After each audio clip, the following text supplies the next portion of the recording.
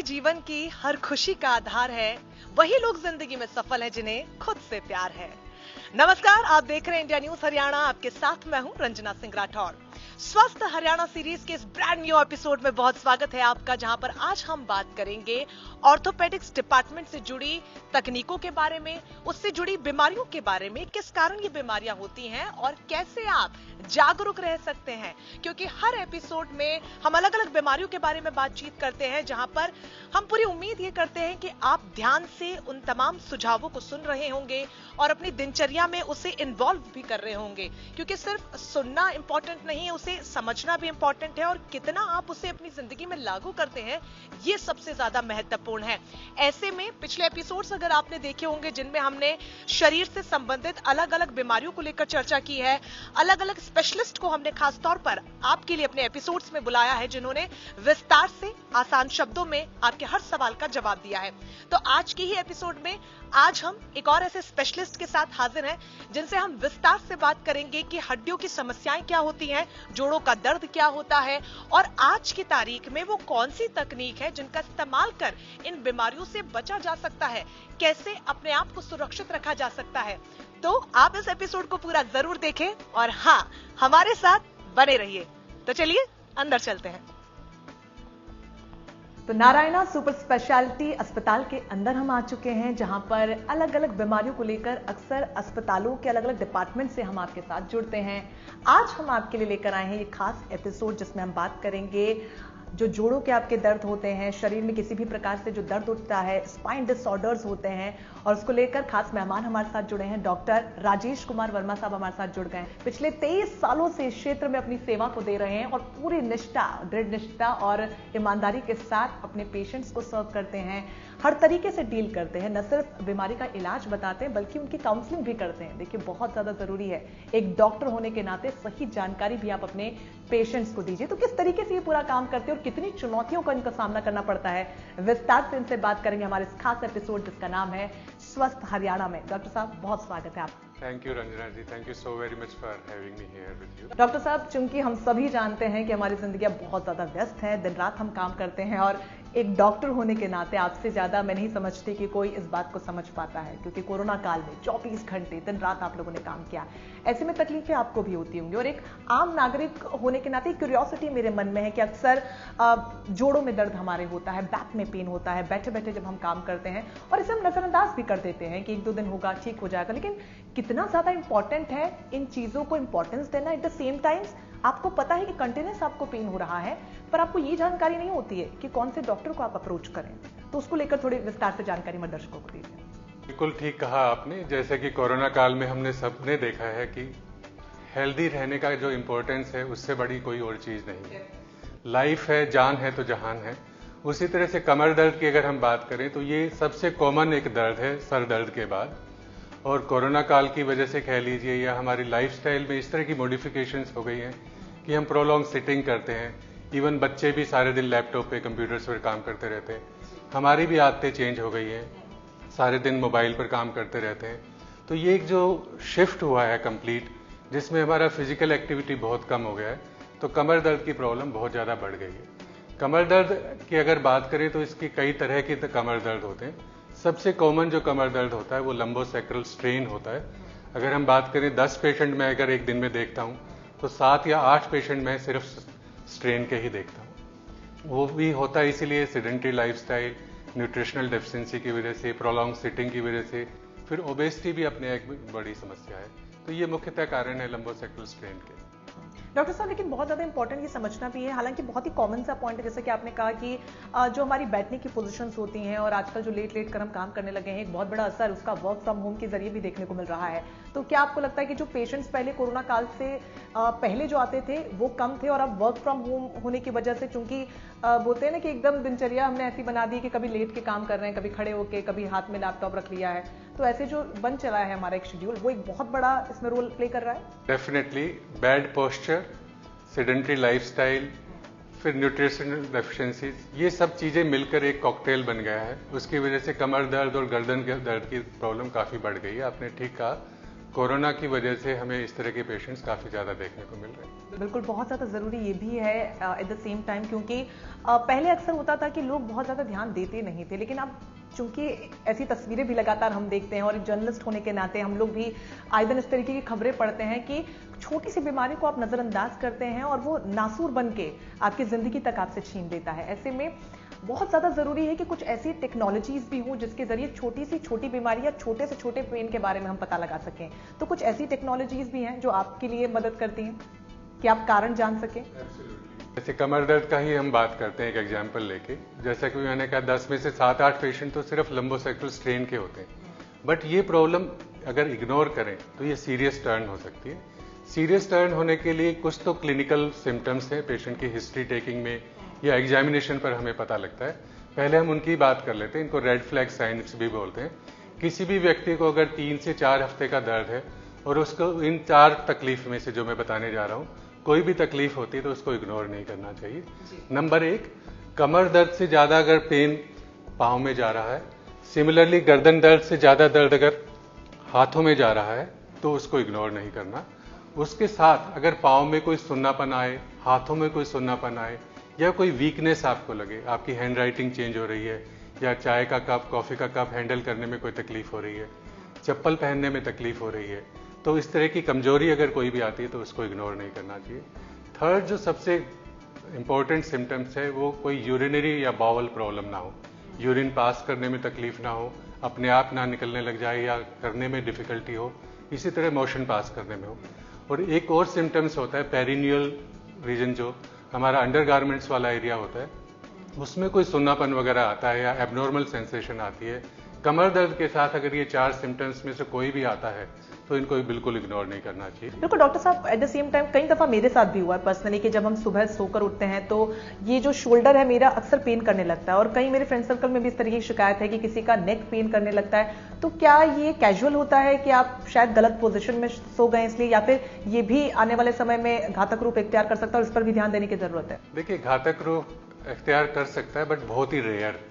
अगर 10 पेशेंट हम देखते हैं तो सिर्फ एक पेशेंट में इस तरह की चीजें होगी, और ऐसा नहीं है कि अचानक ही रातों रात हो जाएगी।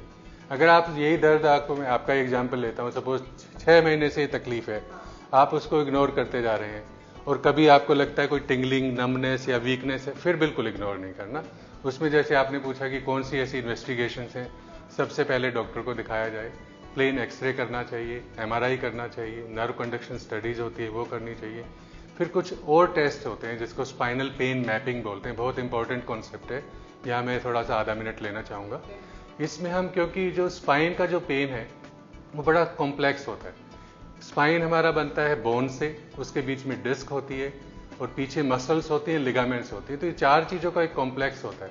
तो ये पता लगाना बड़ा जरूरी है कि दर्द आ कहाँ से रहा है। दर्द हड्डी से भी आ सकता है, डिस्क से भी आ सकता है, लिगामेंट्स और मसल्स से भी आ सकता है। तो स्पाइनल पेन मैपिंग के जरिए हम क्या करते हैं कि इंजेक्शन टेक्निक होती है, पेशेंट को without any anaesthesia, local anaesthesia में हम नीडल डाल के, और वहाँ पर लोकल एनेस्थेटिक जो होता है, सुन्न करने की दवाई होती है, वो थोड़ी सी दवाई वहाँ इंजेक्ट करते हैं। अगर बोन में दवाई इंजेक्ट करने से दर्द ठीक हो जाता है तो पता लग जाता है कि बोन से आ रहा है, डिस्क के पास करने से तो डिस्क। तो इस तरह से कई सारी चीज़ें हैं जो हम बिल्कुल पिन पॉइंट करके इन चीज़ों का पता लगा लेते हैं। और मेरा ये बिल्कुल मानना है, जब तक हम बीमारी का, पेन जनरेटर का पिन पॉइंट करके पता नहीं लगाएंगे तब तक उसका इलाज संभव नहीं। बहुत अच्छे से आपने ये समझाया है और दर्शकों का उम्मीद करती हूँ कि समझ में भी आ रहा होगा। लेकिन वो कहते हैं ना कि precautions is better than cure. तो आपसे जानना चाहेंगे कि अगर बैक पेन होता है और नेक पेन होता है, क्योंकि ये 2 जो पेन है वो सबसे ज्यादा कॉमनली अराइज होते हैं हम सभी में, तो घर पर बैठे जो सबसे प्रायर डायग्नोसिस है हम घर पे खुद कैसे कर सकते हैं डॉक्टर को अप्रोच करने से पहले? अगर उससे भी ठीक नहीं होता तो डेफिनेटली हमें डॉक्टर के पास जाना है, लेकिन खुद से घर पर कुछ ऐसी एक्टिविटीज या प्रैक्टिसेस जो आप बताना चाहें? देखिए, प्रिवेंशन का जो है, बचाव का सबसे बड़ा जरूरी है इसमें ये होता है कि जो उसके कारण है उनको रिवर्स करना है। कारण जैसे हमने बोला, ज़्यादा देर बैठना नहीं है, तो बीच में आप चाहे अलार्म लगा लें या रिमाइंडर लगा लें, हर 1 घंटे के बाद, इवन 2 मिनट के लिए भी आप उठें, थोड़ा सा स्ट्रेच करें, शोल्डर्स को रोल करें, नेक को रोटेट करें, थोड़ा सा फॉरवर्ड बेंडिंग, साइड बेंडिंग। तो it should be adequate mix of stretching and strengthening exercises. Sitting less, ज्यादा देर बैठना has been recently compared in few journals with smoking और इवन कैंसर। तो बैठना एक बहुत बड़ी समस्या है, ज़्यादा देर बैठना नहीं है। दूसरा, शरीर का वजन आपको नहीं बढ़ने देना है। बॉडी वेट कंट्रोल करने के लिए मैं हमेशा अपने पेशेंट्स को एडवाइस करता हूँ, शुगर्स का इंटेक बिल्कुल कम, गेहूं या उससे बनी हुई चीज़ें भी कम लेनी चाहिए, वो भी काफ़ी एपेटाइजिंग और वेट को बढ़ाती हैं। थर्ड, विटामिन डी का बहुत बड़ा रोल है। विटामिन डी का भी मैं एक मिसकंसेप्शन है वो क्लियर करना चाहूँगा। सब लोगों को पता है विटामिन डी सिर्फ सनलाइट से ही मिलता है और इसका हड्डियों की स्वास्थ्य के लिए बहुत इंपॉर्टेंट रोल है। बट सरप्राइजिंगली आपको अच्छा भी लगेगा कि विटामिन डी ना सिर्फ हड्डियों के लिए बट मांसपेशियों के लिए भी, हमारी इम्यूनिटी के लिए, हार्ट फंक्शंस के लिए, सेक्सुअल फंक्शंस के लिए, इनफर्टिलिटी के लिए, सभी के लिए बहुत जरूरी है। तो विटामिन डी का एडिक्वेट इंटेक या विटामिन डी कैल्शियम से रिच जो फूड हैं उनका इंटेक बहुत जरूरी है। तो ये कुछ चीज़ें हैं जो बचाव के लिए। फिर 4-5 जो चीज़ें हमने बताया था, जो सीरियस जो सिम्टम्स हैं, उनमें से कोई भी तकलीफ होती है तो तुरंत डॉक्टर से सलाह लेनी चाहिए, तो हम बच सकते हैं आसानी से। लेकिन बहुत ज़्यादा इंपॉर्टेंट डॉक्टर साहब ये भी समझना है कि विटामिन डी की हमें डेफिशिएंसी है, वो कैसे हम पता लगाएं? विटामिन डी की डेफिशिएंसी के सबसे जो प्रमुख कारण है, मतलब जो सिम्टम्स हैं, वो है थकान, कुछ भी काम करने का दिल ना करने, सोए तो आप सोते रहने का मन करता है, या थोड़ी दूर वॉक करते हैं तो मांसपेशियों में दर्द होता है। खासकर जो एंटी ग्रेविटी मसल्स होती हैं, थाई की मसल्स हैं, बैक की मसल्स हैं, काफ मसल्स हैं, अपर बॉडी की मसल्स हैं, इनमें काफ़ी दर्द होता है। और जब तकलीफ ज़्यादा बढ़ जाती है उसमें बोन्स में वीकनेस आ जाती है, स्वेलिंग आ जाती है, बच्चों में बोन डिफॉर्मिटी हो जाता है, तो और ज़्यादा दिन रह जाए तो बोन्स फ्रैक्चर होने लग जाती है, ऑस्टियोपोरोसिस भी हो सकता है। बिल्कुल, लगातार हम डिसऑर्डर्स को लेकर बात कर रहे हैं, पेन को लेकर बात कर रहे हैं और किस तरीके की टेक्नोलॉजीज इस्तेमाल होती हैं, कौन से ट्रीटमेंट्स हैं। लेकिन इन सब के दरमियान जब एक शब्द सर्जरी का हम सुनते हैं तो जहन में डॉक्टर साहब एक अलग सा डर बैठ जाता है और उसकी वजह से फिर दोबारा लगता है कि पेशेंट अप्रोच ही ना करना चाहे डॉक्टर को। तो स्पाइन सर्जरी को लेकर जो हैवॉक बना हुआ है उसको थोड़ा सा आप क्लैरिफाई कीजिए कि किस तरीके से की जाती है, या फिर ये भी नॉर्मलाइज ही है, बहुत ज़्यादा डरने की आवश्यकता नहीं है। देखिए, स्पाइन सर्जरी अगर मैं 100 पेशेंट देखता हूँ एक हफ्ते में तो सिर्फ 4 या 5 को ही ज़रूरत पड़ती है। उसमें भी कई तरह की स्पाइन सर्जरी होती है। पहले जो स्पाइन सर्जरी हम करते थे अपने जब पढ़ते थे, इतना बड़ा बड़ा इंसिजन लगता था एक छोटी सी डिस्क को निकालने की, और अब सिर्फ मेरी जो उंगली का, छोटी उंगली का नाखून है, इतने बड़े इंसिजन से हम डिस्क को निकाल पाते हैं। पहले 5-5 दिन एडमिट रखना पड़ता था, अब सेम डे या नेक्स्ट डे उसको डिस्चार्ज कर देते हैं। कंप्यूटर नेविगेशन का यूज़ करते हैं, CR मशीन है, न्यूरो मॉनिटरिंग है। तो सबसे ज़्यादा जो फोकस हमारा है स्पाइन सर्जरी में वो सेफ्टी का है, क्योंकि सबसे बड़ा डर यही होता है कि कमर को छिड़वाने के लिए कि मेरे को तकलीफ बढ़ तो नहीं जाएगी, बट ऐसा नहीं है। और एज ए स्पाइन सर्जन मैं बता रहा हूँ कि हमारा रोल स्पाइन सर्जरी के ऊपर फोकस करने का नहीं है, पेशेंट को ओवरऑल ठीक करने का, उसको तकलीफ को समझाने का, उसका हैंड होल्डिंग का, काउंसलिंग का, और जहाँ ज़रूरत होती है स्पाइन सर्जरी की वहाँ अगर टाइमली स्पाइन सर्जरी करवाई जाए तो उसका जो रिस्क रिवार्ड रेशियो है वो 100 टाइम्स पेशेंट के फेवर में। तो स्पाइन सर्जरी काफ़ी सेफ है, बट इंडिकेशन पता लग जाए कि ये बीमारी है तो ही फायदा है, नहीं तो सर्जरी भी फेल होती है। बिल्कुल डॉक्टर साहब, जैसे कि आप कह रहे हैं सेफ है, लेकिन अगेन चूंकि हम इंडिया में रहते हैं, वहाँ पर अभी भी वो बना हुआ है कॉन्सेप्ट की सर्जरी है, लोग डर जाते हैं। तो आपसे मैं जानना चाहूंगी कि बैक पेन और नेक पेन को दूर करने के लिए क्या मेडिकल सेक्टर में ऐसे कोई एडवांसेस आए हैं, ऐसे कोई ट्रीटमेंट वेज आए हैं जिससे सर्जिकल इंटरवेंटेशन को भी यहाँ पर रिड्यूस किया जा सके, इन्वॉल्वमेंट उसका ना हो? सबसे जरूरी तो जो एडवांसमेंट है हुआ है वो डायग्नोसिस में हुआ है। पहले हम उस तकलीफ का पता ही नहीं लगा पाते थे, और बड़ा अनफॉर्चुनेट है कि हम पेशेंट मेरे पास आ रहा है, 10 बार आ चुका है, 10 और हॉस्पिटल्स में भी जा चुका है, MRI भी हो गया, सब कुछ हो गया, बट उसकी बीमारी पकड़ में नहीं आ रही। तो उसमें पेशेंट और ज़्यादा साइकोसोमेटिकली उनको प्रॉब्लम आ जाती है, वो डिप्रेस हो जाते हैं, फिर गूगल में वो जा के देखते हैं अपनी बीमारियों के बारे में, तो वो एक कॉम्प्लेक्स पेन सिंड्रोम शुरू हो जाता है। तो एक सबसे बड़ा जो एडवांसमेंट हुआ है वो डायग्नोसिस में हुआ है। अच्छी टेक्नोलॉजी की वजह से हम पिन पॉइंट करके पता लगा पाते हैं, और कोई भी चीज़ है उसको अगर आप पता लगा लें, पिन पॉइंट कर दें, तो ट्रीटमेंट काफ़ी ईजी हो जाता है। तो डायग्नोसिस में बड़ा इंप्रूवमेंट है। फिर एंडोस्कोप्स, जैसे लेप्रोस्कोपिक, हम जो गॉल ब्लैडर का पहले ऑपरेशन होता था इतने बड़े इंसिजन से होता था, अब छोटे छोटे होल से होता है। सेम चीज़ आप स्पाइन में भी कर पा रहे हैं, सेम चीज़ घुटनों में भी कर पा रहे हैं, शोल्डर्स में भी कर पा रहे हैं, नेक में भी कर पा रहे हैं। छोटे इंसिजन का फायदा, ब्लीडिंग बिल्कुल नहीं होती है, दर्द नहीं होता है, पेशेंट का हॉस्पिटल स्टे बिल्कुल खत्म हो जाता है, same day next day patient walk कर सकता है। तो काफ़ी ज़्यादा एडवांसमेंट है, कंप्यूटर्स हैं, आर्टिफिशियल इंटेलिजेंस है, नेविगेशन टेक्निक्स हैं, ये सब चीज़ें पेशेंट की हेल्प के लिए ही है। बहुत ज़्यादा महत्वपूर्ण है। लेकिन एक महिला होने के तौर पर भी और घर में भी लगातार मैं अपनी मम्मी को काम करते हुए देखती हूँ, तो अक्सर कई तरीके के पेन उनके बॉडी में होते हैं। मैं समझती हूँ कि एक पुरुष के मुकाबले एक महिला में बॉडी पेन की जो समस्या होती है वो ज़्यादा होती है, क्योंकि घर बार की जिम्मेदारियां होती हैं, तमाम कामकाज होते हैं, and at the same time अगर आप वर्किंग है तो वो समस्या और बढ़ जाती है। तो क्या वो नॉर्मल इश्यू है महिलाओं के केस में, या फिर वो भी सीरियसली लेने की जरूरत है? देखिए, एल्डरली पॉपुलेशन में एक और प्रॉब्लम ऐड हो जाती है, ईस्ट्रोजन हार्मोन की डेफिशिएंसी, स्पेशली मेनोपॉज के बाद। उससे क्या होता है कि ऑलरेडी हम विटामिन डी डेफिशिएंट हैं, साथ में ईस्ट्रोजन भी कम हो गया और बोन्स वीक होना शुरू हो जाती हैं। बोन्स वीक होती हैं, मांसपेशियां ऑलरेडी वीक हैं, तो फीमेल्स डेफिनेटली उन पर ज़्यादा स्ट्रेस पड़ता है। उनको डिफिकल्ट सर्कमस्टेंसेज में काम करना पड़ता है।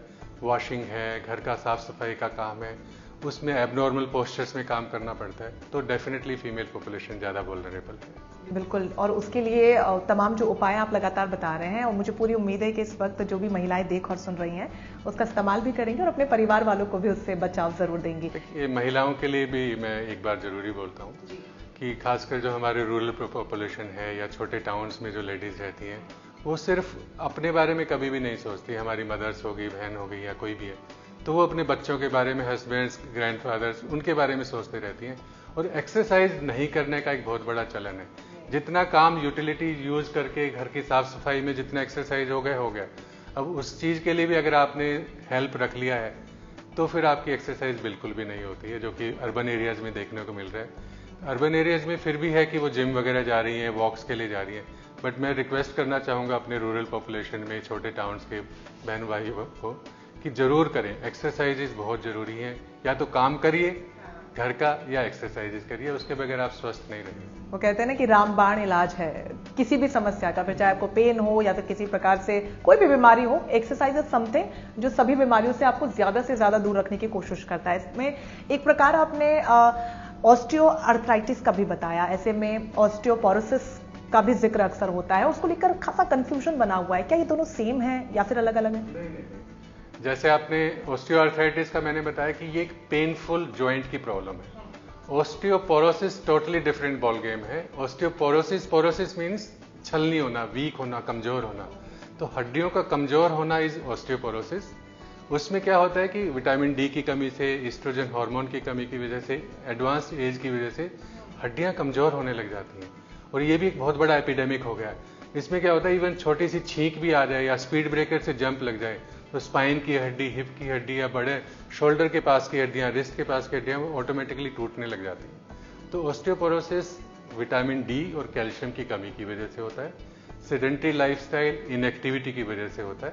इसको ट्रीट करने के लिए एडिक्वेट विटामिन डी का एक्सपोजर, कैल्शियम उससे युक्त खाना और प्रॉपर एक्सरसाइजेज बहुत जरूरी है। वेट बियरिंग एक्सरसाइजेज जैसे वॉक करना हो गया, रनिंग हो गया, वो सब चीजें बहुत जरूरी है। बिल्कुल, ये तो डिफरेंस आपने बखूबी समझा दिया है। ऐसे में मस्कुलोस्केलेटन डेफिशिएंसी जो है या फिर परेशानी जो है, उसको लेकर भी अक्सर नाम सुनने को देखने को मिलता है।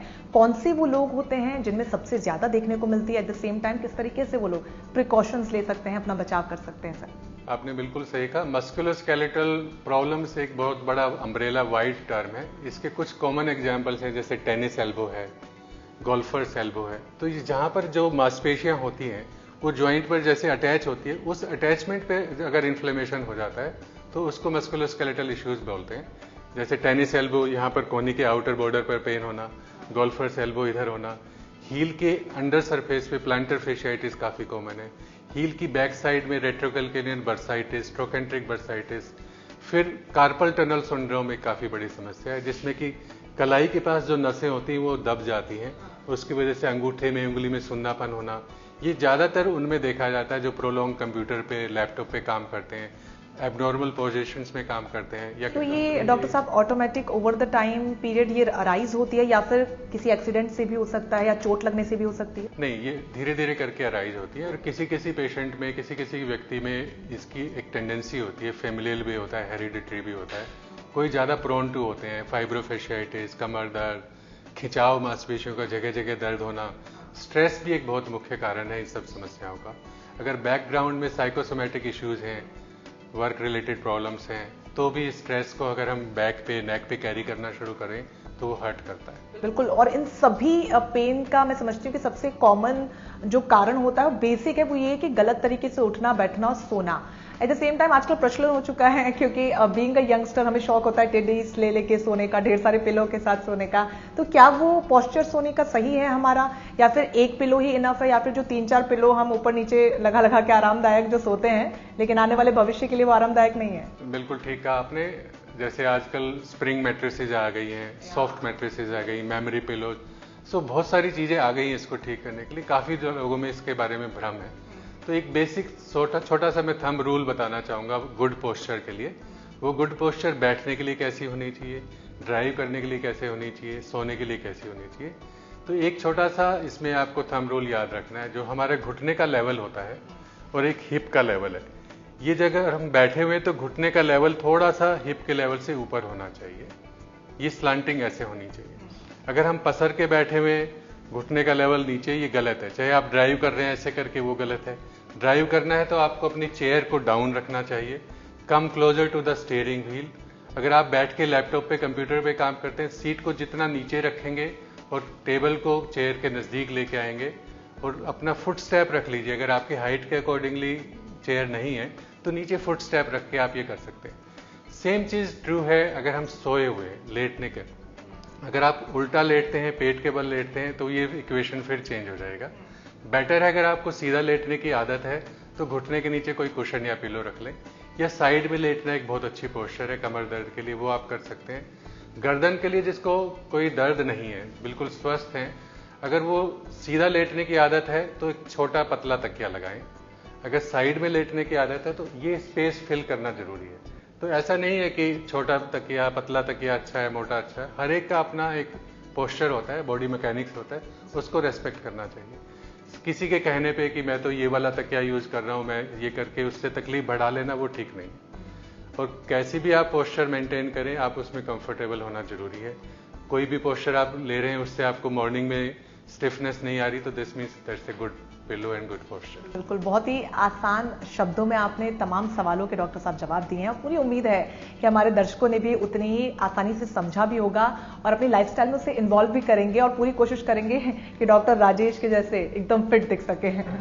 बहुत शुक्रिया डॉक्टर राजेश हमारे साथ जुड़ने के लिए और तमाम सवालों के जवाब देने के लिए। तो देखा आपने किस प्रकार से डॉक्टर राजेश कुमार वर्मा ने हर सवाल का ब्रीफली लेकिन बहुत ही आसान शब्दों में जवाब दिया है। जहां पर हमने बात की है खासतौर पर बैक पेन की, नेक पेन की, स्पाइन सर्जरी की और उससे जुड़ी तमाम अन्य प्रॉब्लम्स की, ट्रीटमेंट्स क्या कुछ हो सकते हैं, कौन से डॉक्टर को आपको अप्रोच करना है, ये विस्तार से हमने आपको बताया।